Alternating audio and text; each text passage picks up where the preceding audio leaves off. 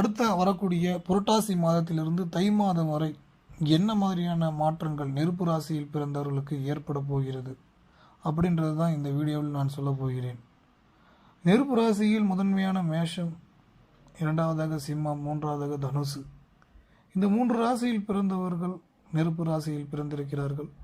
இவர்களுக்கு சூரியன் புரட்டாசி மாதத்தில் அமர்ந்திருக்கக்கூடிய இடம் சிம்மத்துக்கு குடும்பஸ்தானத்திலும், மேஷத்திற்கு ருணரோகஸ்தானம் கடன் சார்ந்து குறிக்கக்கூடிய ஸ்தானமும், தனுசுக்கு தொழில் உத்தியோகஸ்தானம். அப்போ தனுசு ராசிக்காரங்களுக்கு வேலை கிடைக்கும், சிம்ம ராசிக்காரங்களுக்கு பணம் வரும், மேஷ ராசிக்காரங்க கடன் சார்ந்த பிரச்சனையை முழுமையாக மீண்டு வரக்கூடிய காலகட்டமாக இருக்கும். இது அடிப்படையான ஒன்று. அடுத்தது பார்த்தீங்கன்னா கோச்சார ரீதியாக சூரியன், புதன், செவ்வாய் இந்த மூணு கிரகங்களும் ஒன்றோடு ஒன்று பின்னப்பட்டிருக்கும் பொழுது என்ன மாதிரியான மாற்றங்கள்லாம் ஏற்பட போகிறது. அதில் மேஷத்துக்கு பார்த்தீங்கன்னா கடன் சார்ந்த விஷயங்கள் மீண்டு வருவதற்கு வழிகள் கிடைக்கும். அதே சமயம் இந்த காலகட்டத்தில் கடன் வாங்கவே கூடாது. ஏன்னா புதன் உச்சம் பெற்று செவ்வாய் அங்கே பகையாளி அமர்ந்து சூரியனும் அங்கே அமர்ந்து, சூரியன் சுபத்துவம் புதனுக்கு இருந்தாலும், புதன் சுபத்துவம் இருந்தாலும் செவ்வாய் அங்கே அமரும்போது எதிரியின் பிடியில் மாட்டிக்கொண்டிருக்கிறது மேஷத்துக்கு. அப்போ கடன் சார்ந்த விஷயங்கள் வாங்கவே கூடாது. இந்த காலகட்டத்தில் நீங்கள் வாங்குவதை தவிர்த்து கொள்ள வேண்டும். அடுத்தது ஐப்பசி மாதத்திற்கு இதே சூரியன் மேஷத்துக்கு 7ஆம் இடமாகவும், சிம்மத்திற்கு முயற்சி ஸ்தானமாகவும், தனுசுக்கு லாபாதிபதியாகவும், மூத்த சகோதரர்களிலிருந்து எதிர்பார்க்கக்கூடிய பண வரவு எல்லாமே கிடைக்கக்கூடிய வாய்ப்பு இந்த காலகட்டத்தில் ஏற்படும். இப்போ 3 ராசிக்கு பொதுவான விஷயங்களை இப்போ சொல்ல போகிறேன். மிக முக்கியமானது, நீங்கள் எந்த சூழ்நிலையிலும் மற்றவர்கள் பேச்சை கேட்டு உடனடியாக ஒரு விஷயத்தில் இறங்காதீங்க. 2 நாள் போகட்டும், 3 நாள் போகட்டும், பொறுமையாக நாட்களை அதிக அளவில் எடுத்துக்கொண்டு முடிவெடுங்க. அவங்க கோச்சிப்பாங்க, இவங்க கோச்சிப்பாங்க, வருத்தப்படுவாங்க, அதனால தான் அவசரமாக பண்ணேன் அப்படின்னு ஒரு விஷயத்தை பண்ணிட்டு பின்னால் வருத்தப்படாதீர்கள். இது மிக முக்கியமான ஒன்று. காரணம் செவ்வாய், புதன், சூரியன் 3 பேரும் ஒன்றோட ஒன்று பின்னப்பட்டிருக்கும் பொழுது புத்தி வேலை செய்யாது. புத்தி எனும் புதனும் கோபம் எனும் செவ்வாயும் இருவரும் சேர்ந்தாலே பிரச்சனை. 2 பேருமே ஆகாத கிரகங்கள். அதனாலே முடிவுகள் தவறாக எடுக்க வைக்கும். அதே சமயம் இப்போ நெகட்டிவாக சொல்லக்கூடிய விஷயங்களில் இன்னொரு பாசிட்டிவான விஷயம், எதிர்பாராத பண வரவு எல்லாமே ஏற்படுத்தி கொடுக்கும். வெளிநாட்டு பணம், ஐடி நிறுவனத்தில் வேலை செய்வர்களுக்கு உயர் பதவி, பேங்கிங் சம்பந்தமான இதில் உயர் பதவி, இதெல்லாம் அந்த புதன் கொடுத்து விடுவார். அப்போ மைனஸ் இருந்தாலும் இன்னொரு ப்ளஸ் அப்படின்றது இருக்குது.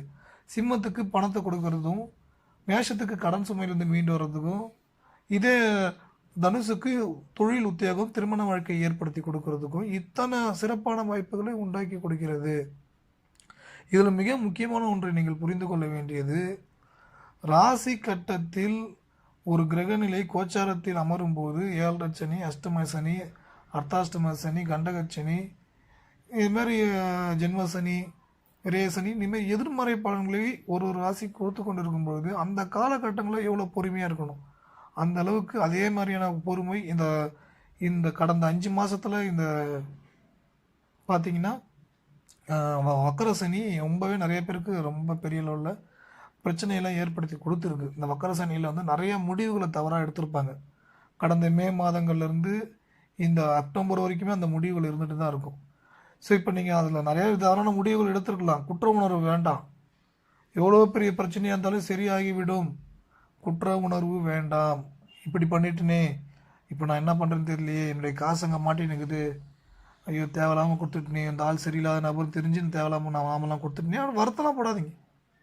அதை விட 3 மடங்கு உங்களுக்கு பணம் வேறு வழியில் வந்துடும். குற்ற உணர்வு, கவலை, வெறுப்பு வெளிப்படுத்தாதீங்க. இது நெருப்பு ராசிக்கு உரிய மிக முக்கியமான ஒன்று. இது வாழ்நாள் முழுவதுமே நீங்களும் எடுத்துக்கங்க. கோபம், கவலை, அவசரப்பட்டு முடிவு எடுத்துட்டோமே அப்படின்ற குற்ற உணர்வு இதெல்லாம் படாதீர்கள். எல்லா பிரச்சனைகளுக்கும் தீர்வு அப்படின்றது ஒன்று இருக்குது.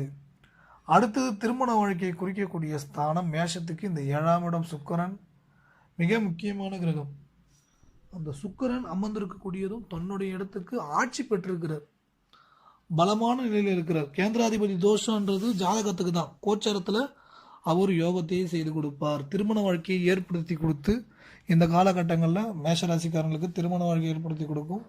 திருமணத்தால் பிரிவு ஏற்பட்டு கணவன் மனைவி சண்டை சச்சரவோடு இருக்கிறவங்களுக்கு திரும்பி சேருவதற்கான ஒற்றுமை ஏற்படுவதற்கான வாய்ப்புகள் எல்லாமே ஏற்படும். திருமணம் அப்படின்ற ஒரு விஷயத்த சொல்லும்போது இந்த இடத்துல இன்னொரு முக்கியமான விஷயமும் சொல்லணும்னு நினைக்கிறேன். அதாவது திருமண தகவல் பதிவு செய்ய விருப்பப்பட்டால் விளம்பரம் பண்ண, அதாவது என்னுடைய காணொளிகளில் விளம்பரம் செய்வதற்கு விருப்பப்பட்டால் இங்கே தொடர்பு கொள்ளலாம். இதன் மூலம் தமிழகம் முழுவதும் எல்லாருக்குமே இப்போ இந்த கேஸ்டில் எனக்கு மாப்பிள்ளை வேணும், இந்த கேஸ்டில் வந்து மாப்பிள்ளை வேணும், இந்த கேஸ்டில் பொண்ணு வேணும், இந்தமாரி எங்களுக்கு இந்த படிச்சிருக்கணும், இந்தமாரின்னு சொல்லிட்டு விளம்பரம் பண்ணும்போது நிறைய இடங்களுக்கு சென்றடையும். அது மிக விரைவிலே உங்களுக்கு திருமண வாழ்க்கை ஏற்படுவதற்கான வாய்ப்பு அதிக அளவில் உண்டாகும். இது அந்த பதிவு விளம்பரமாக போடுவதன் மூலிமா உங்களுக்கு தமிழகம் முழுவதும் போகும். எங்கள் நிறுவனத்தில் 30க்கும் மேற்பட்ட சேனல்களில் விளம்பரம் செய்து உங்களுக்கு மிக விரைவிலே திருமண வாழ்க்கை ஏற்படுவதற்கு வாய்ப்பு இதன் மூலம் ஏற்படும். பேப்பரில் நீங்கள் அட்வர்டைஸ்மெண்ட் பண்ணி பாருங்கள், மற்ற இதெல்லாம் அட்வர்டைஸ்மெண்ட் பண்ணி பாருங்கள். அதுக்கப்புறம் கூட நீங்கள் என்னுடைய சேனலில் விளம்பரம், எங்கள் நிறுவனத்தின் சேனலில் நீங்கள் விளம்பரம் பண்ணலாம். அதன் மூலம் மிக விரைவிலே திருமண வாழ்க்கை அமைவதற்கான வாய்ப்பு ஏற்படும்.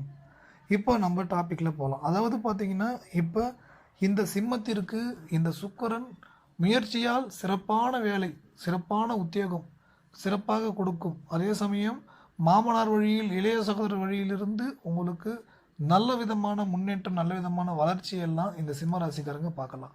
இந்த தனுசு ராசிக்காரங்க மூத்த சகோதரர், தாய் மாமா வழியிலிருந்து எதிர்பாராத தனவரவு ஏற்படும். கண்டிப்பாக கொடுத்த பணம் கிடைக்கக்கூடிய வாய்ப்பு ஏற்படும். அதே சமயம் அவர்களிடம் எந்த சூழ்நிலையும் கடுமையான வார்த்தைகள், கோபம், அவர்களை பற்றி வேறொருடம் சென்று வெறுப்பை வெளிப்படுத்துவது போன்ற விஷயங்களை ஒருபொழுதும் செய்து விடாதீர்கள். பொறுமை மிக மிக மிக முக்கியம். அவசரப்பட்டு முடிவுகளை தவறாக எடுத்து விடாதீர்கள். எந்த சூழ்நிலையிலும் வார்த்தைகளை விட்டு விட்டீர்கள் என்றால் நாம் ஏன் இப்படி பேசினோம் என்று வருத்தப்பட வைக்கக்கூடிய சூழ்நிலை ஏற்பட்டுவிடும். அதனால் பொறுமையாக கையாள வேண்டும்.